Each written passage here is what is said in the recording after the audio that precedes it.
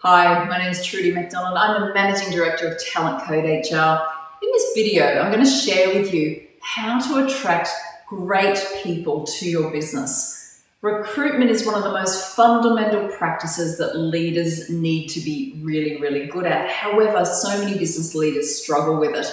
It's very simple to put an ad up on Seek or even to reach out on LinkedIn, as we know. However, often the challenge is that the quality of applicants who are applying to our jobs makes it really difficult for us to be hiring the best people into our business. In this video, I'm going to share with you a simple tip around the concept referred to as Employee Value Proposition, otherwise known as EVP. And all that is it's fancy HR jargon for defining the reason why great people would want to come and work for your business, and then giving you the opportunity to really sell that messaging out to potential applicants. Now, sounds simple in theory, but how do we actually do this? Let me share with you a simple process that you can follow.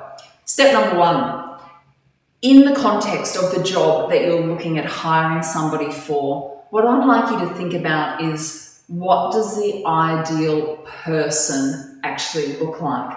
Now, I'm not so much talking about the characteristics of that person. We'll get to that a little bit later when we go to select them, because at this stage, we're just looking at attracting them. So what I'd like you to think about is that person as a whole person. So let me take, for example, you may be looking for an engineer to join your business. And you may say to yourself, well, what's the ideal person? What would this person look like? Now, you're not discriminating in any way here, but rather just trying to create what's referred to as a persona, or the typical applicant. So you may say, for example, this person could be male or female. They're likely to be university educated. They're probably going to be in their early 30s, because that's the kind of level of career that you're looking for, which means in many cases that they may have a young family at that stage. They possibly have their first home, or they're trying to get into the home market, and they're interested in professional development and continuing to build their skills. So that would be the kind of persona that you may put together. Now, the next step of the process is then to pretend that you're that person. Pretend that you're that person and ask yourself, what would the dream job look like for me? So if I were to be enticed to leave my current job where I'm perfectly happy, performing at a high level, what would the dream job look like? And you may come up with something such as this. The dream job would be, number one, close to home, so I don't have to travel so much because I've got a young family at home. Number two, flexibility in the workplace, and specifically the opportunity to attend some of my kids' school events, or to even coach my kids' soccer team on a Friday afternoon. Number three would be the opportunity to work on really great, challenging projects that were going to continue to develop me as a professional. And number four, having an organisation that would commit to actually developing my skills. And that may mean attending conferences or having the opportunity to be mentored under some more senior people who work in the organisation.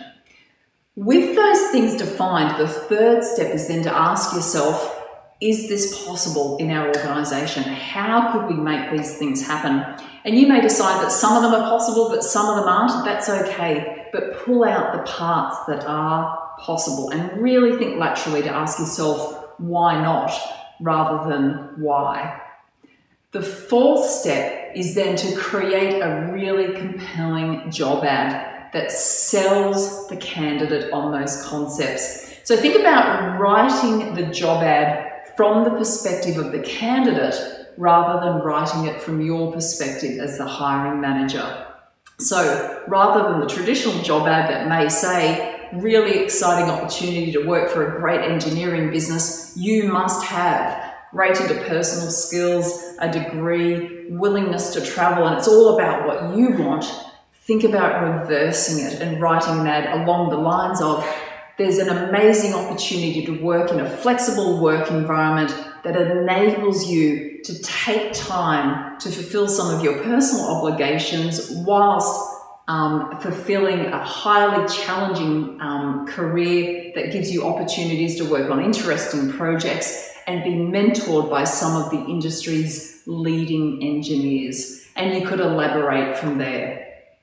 All of the research shows us that a candidate will consider moving jobs if there's something exciting in it for them. However, if it's just another job, it either becomes all about the money for them, and that's not the kind of person that you want, or it's not going to be enticing enough for them to actually apply for the job because there's nothing in it for them that's any better than what they've got today.